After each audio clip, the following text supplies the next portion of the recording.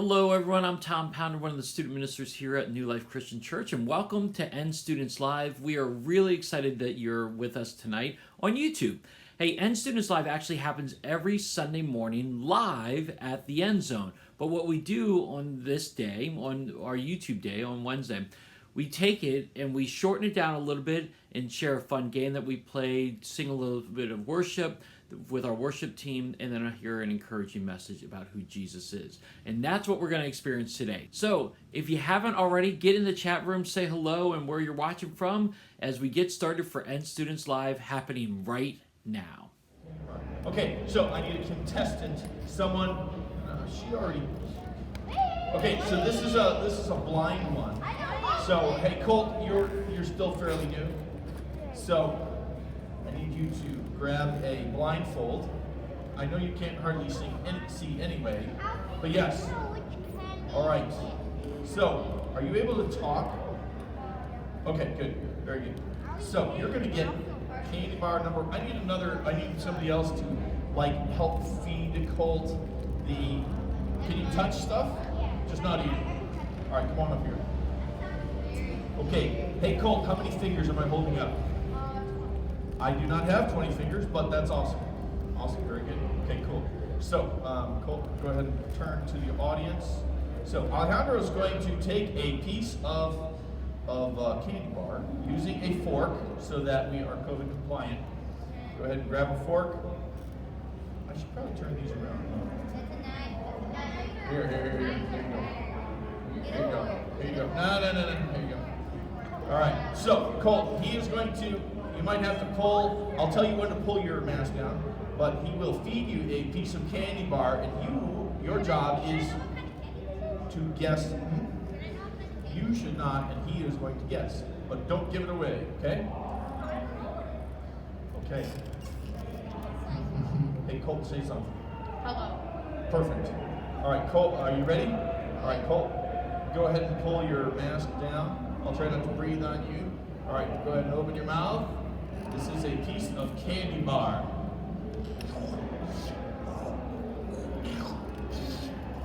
What kind of candy bar do you think that is? I got two ideas. You want to describe it?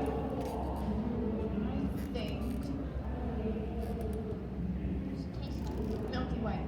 You think Milky Way? Yes, I think Milky Way. Hey Sam, is that a Milky Way? It is Three Musketeers, which is a tough one. They're very similar. It's nougat. All right, someone else want to feed Addison? Oh, go ahead and get a new one. All right, now. All right, number one was Three Musketeers. All right, number two, grab that plate. She's blindfolded. Excellent, very good.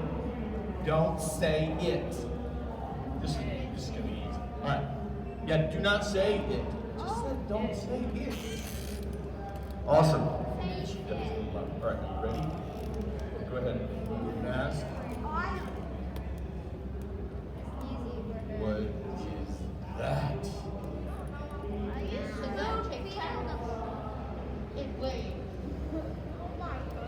Wait, what is this?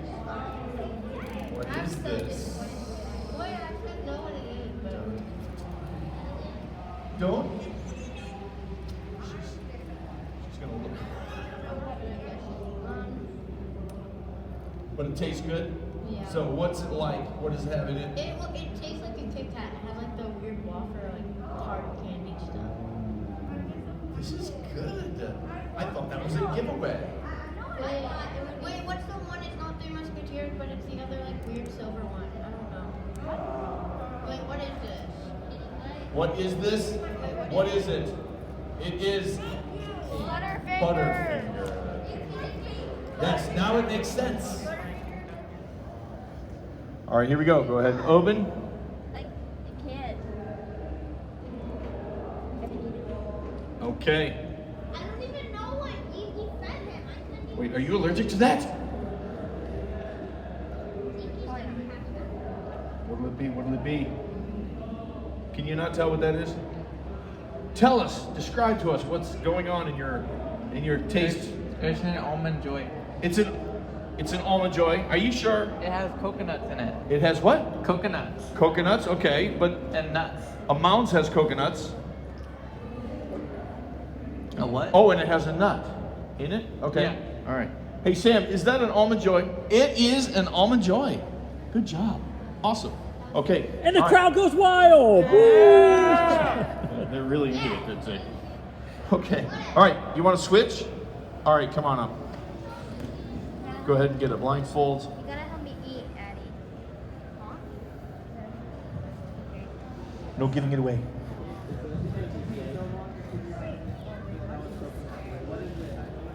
Oh, okay.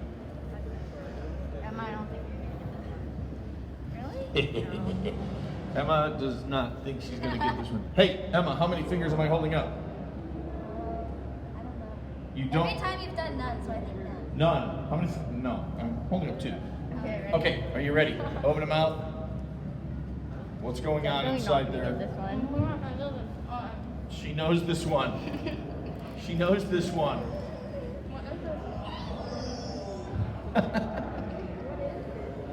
Hey, you have striped fingernails. Yes, I do. That's pretty cool. Thank you. So what do you think? It's crunchy. I know It's it's not a crunchy? Kit Kat. It's not. Okay. What is it? Ow. What is that? You moved. I don't know. You have 2 seconds. Chocolate caramel. What? 2 seconds? Okay. What do you think? Just throw something out there.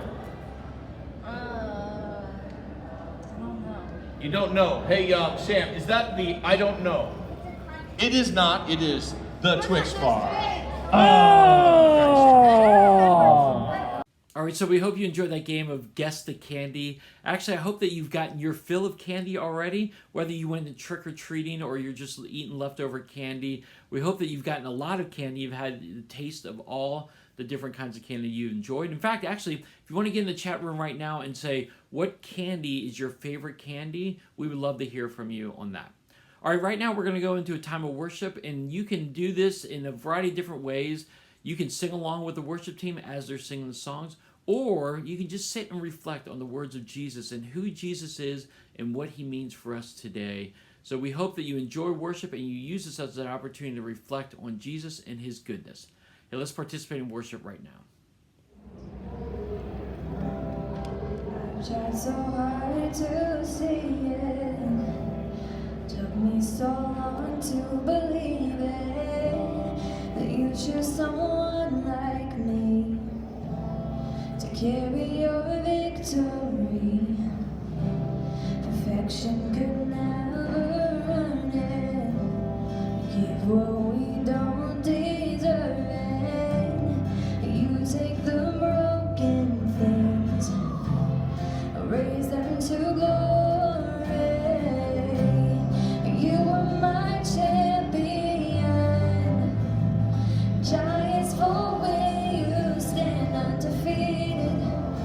Every battle you won, I am who you say I am.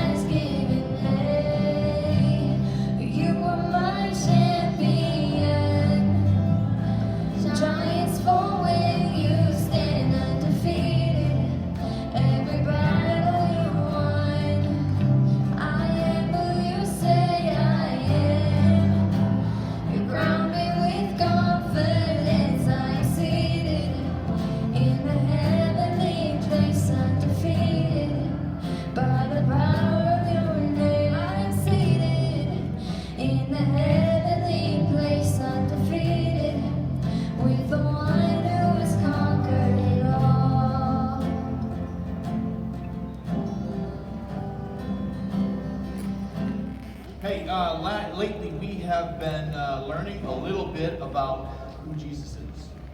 And literally, can anybody remember some of the things that we've learned about Jesus?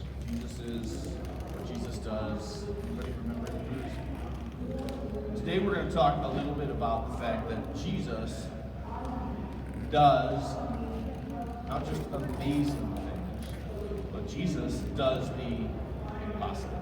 Okay?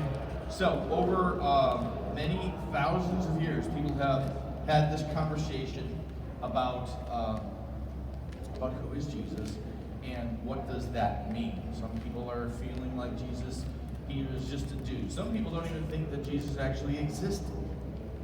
Some people feel like Jesus was a little more than just a dude. He had some special, like, I don't know what. Other people believe that Jesus really is actually God's son, and that when Jesus spoke and when he did stuff, he proved he was more than just God's son. He truly is actually God, which is pretty cool.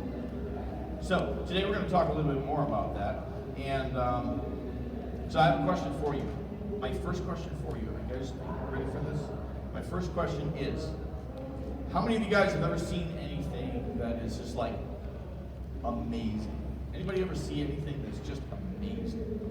Something that blows your mind. Something amazing. No? Emma, what's something amazing? Yes. Uh-huh. It's just amazing. Yes. Anybody ever see any of those football games? Anybody been at a game where some crazy amazing feat happens? Yes, yes. Yeah?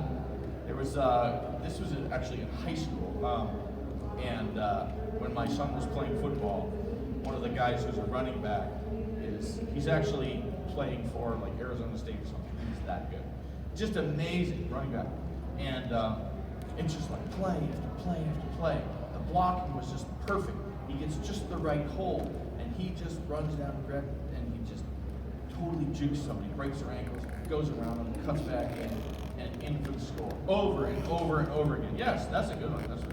Anybody else see something like crazy, amazing? What do you see, Cole?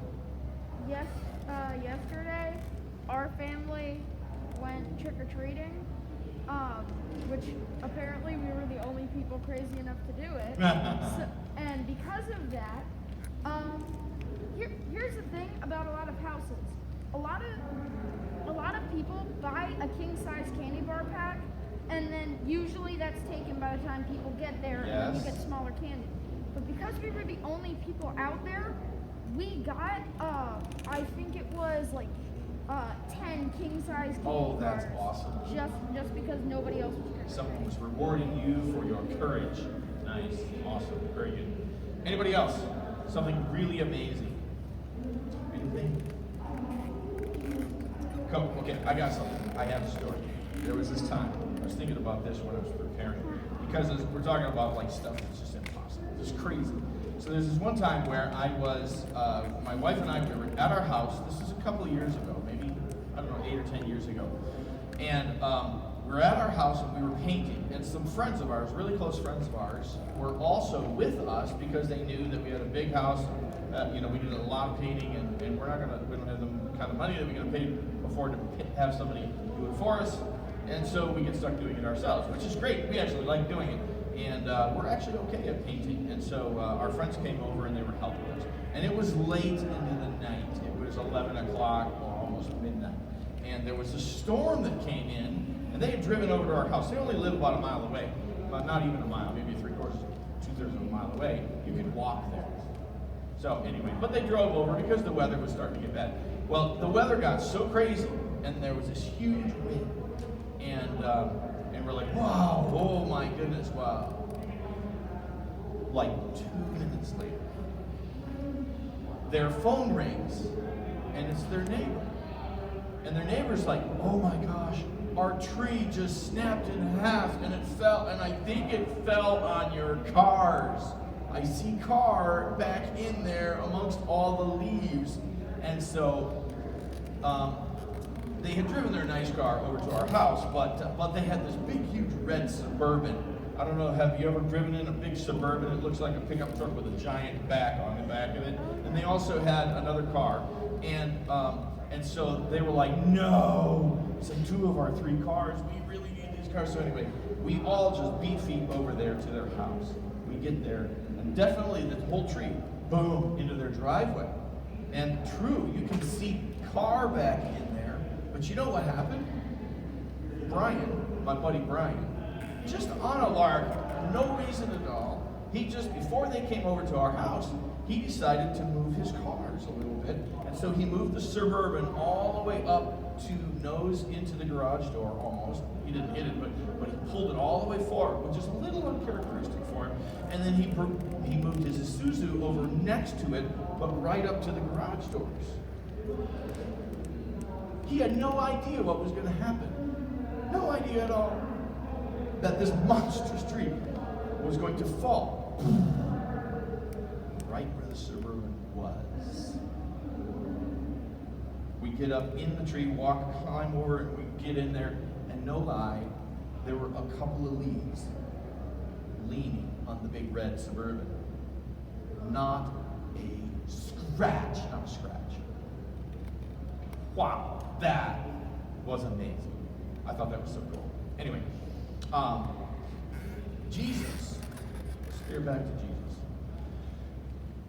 I mean, there are stuff that's like, seems like a miracle and stuff like that, but Jesus, he truly does things that are so far, like that was an amazing coincidence, and perhaps God was involved protecting Brian's vehicles because, you know, God does those kinds of things. He doesn't do it all the time, but there are times when God's like, yeah, no, not that car.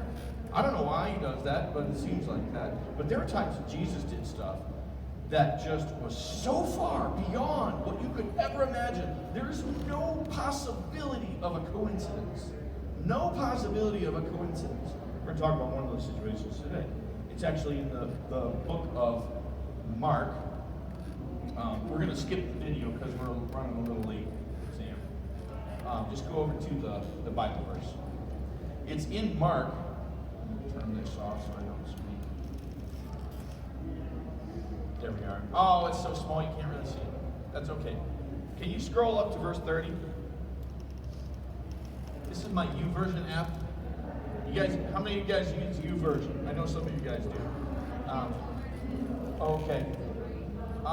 Just a little bit. Just scroll up a little bit. TJ. Can't tell. That's okay. That's actually perfect. So the situation is Jesus and his disciples. This was during his ministry. So he was a grown man and he had his followers. He had already chosen them. There were 12 of them. And they were stationed in this town. So let's pretend that this is a map of the country of Israel, okay? And here, right down here is Jerusalem, okay? And right here is the Dead Sea, okay? Jerusalem, then there's Jordan River, okay? And then right up here, there's this lake. It's called Galilee, the Lake of Galilee. They call it the Sea of Galilee, okay? It's right up here. On the very north end of the Sea of Galilee is this city called Capernaum. Capernaum, sometimes people call it, but Capernaum. Capernaum is where Jesus basically stayed. It's where Peter and James and John and Peter's brother Andrew were from, and they were fishermen, and they were fishermen out of Capernaum. In fact, there's a place that they look to, and they actually know that this is probably Peter's house. They've unearthed it when they did archaeology. They actually found Peter's house. It's pretty crazy. So up here in Capernaum, well, it was thousands of people that lived there at the time, and they were doing ministry, and people were coming in from the surrounding areas, and when Jesus would teach, he would also do miracles because Jesus is a compassionate guy.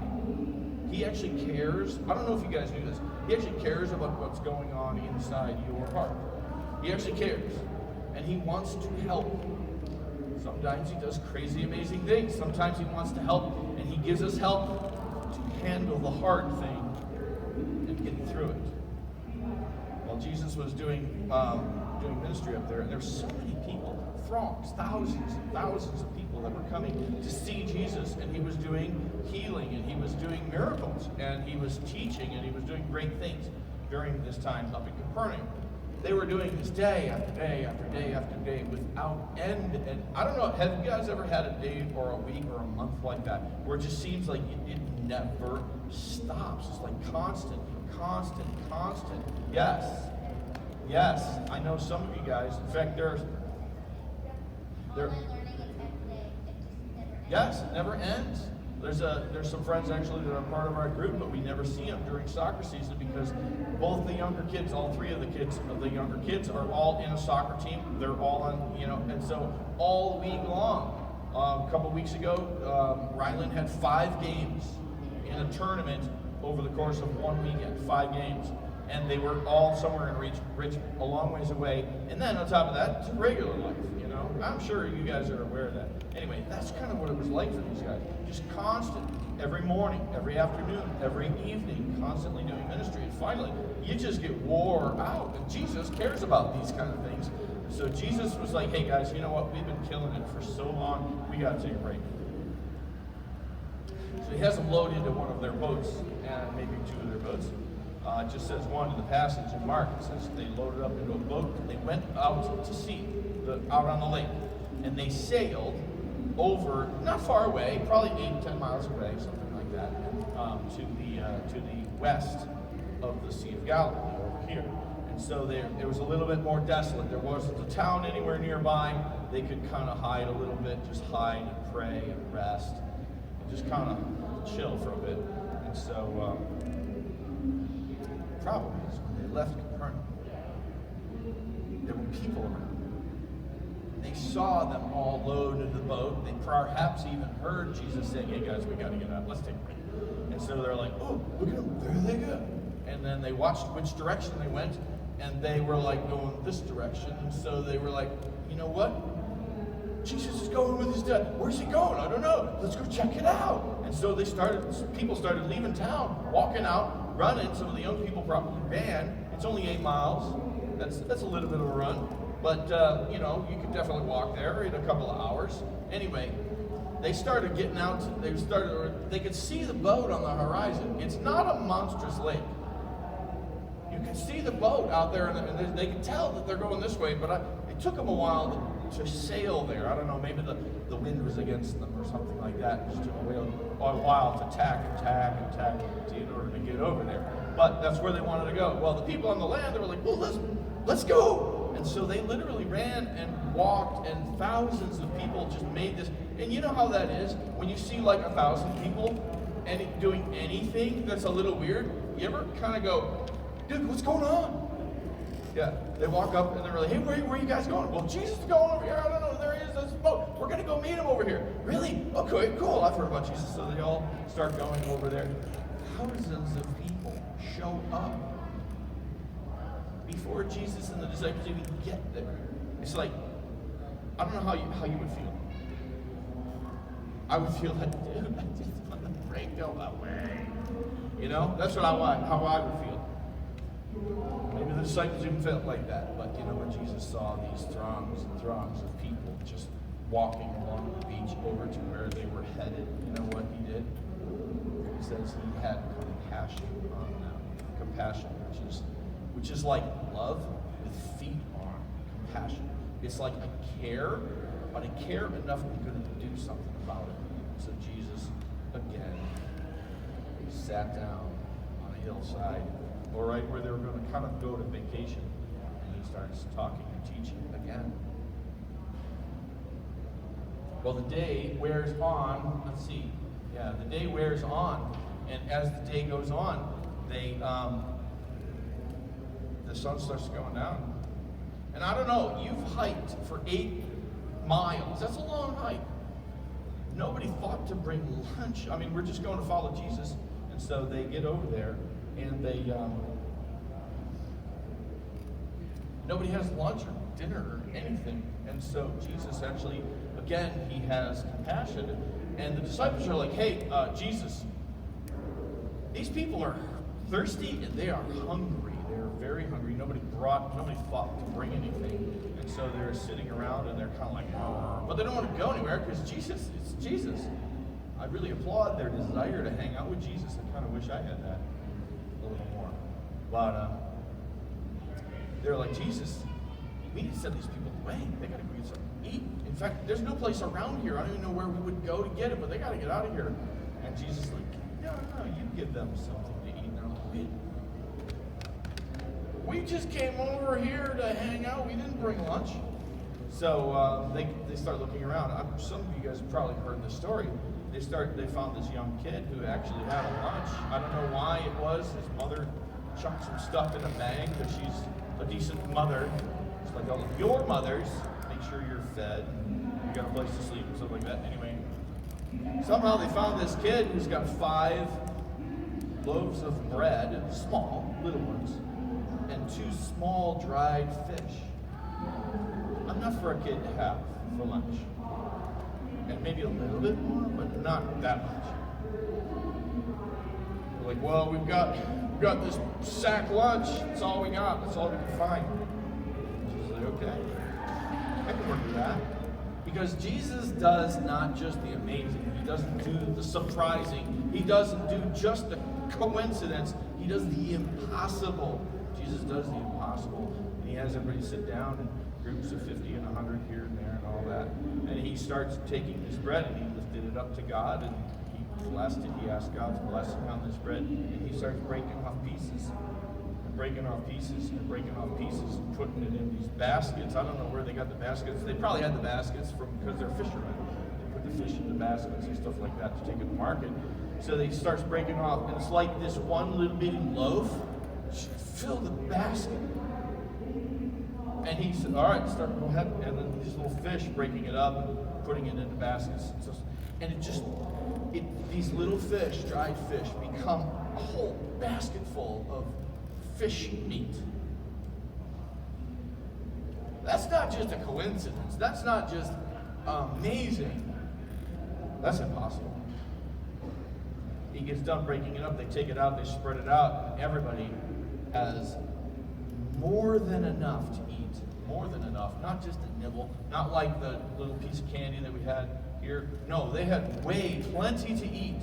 And then they gathered, and all right, I'll take the leftovers, and they had 12 whole baskets full of leftovers that came after everybody had had something to eat from these little dinky loaves. That's impossible. And they were rightfully amazed. That's who Jesus is. That is who Jesus is.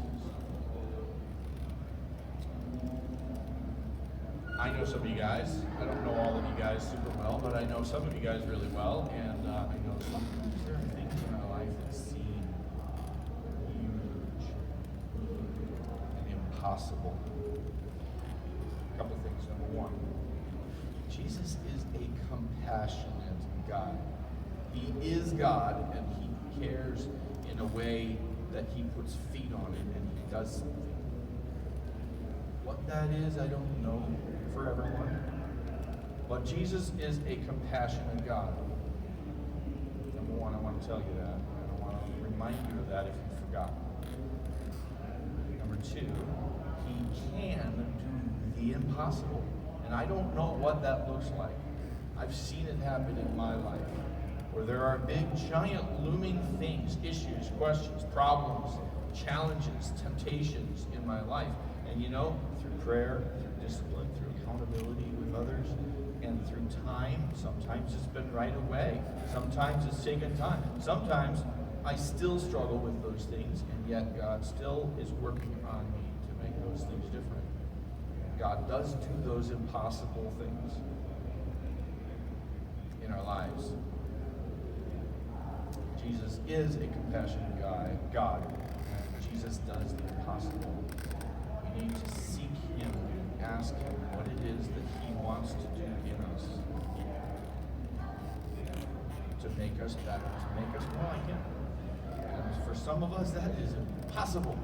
For all of us, that is impossible in our own strength and by ourselves. But with God, it literally says, the Bible actually says, this is impossible with men, but with God, anything is possible. Even the impossible is a total possibility.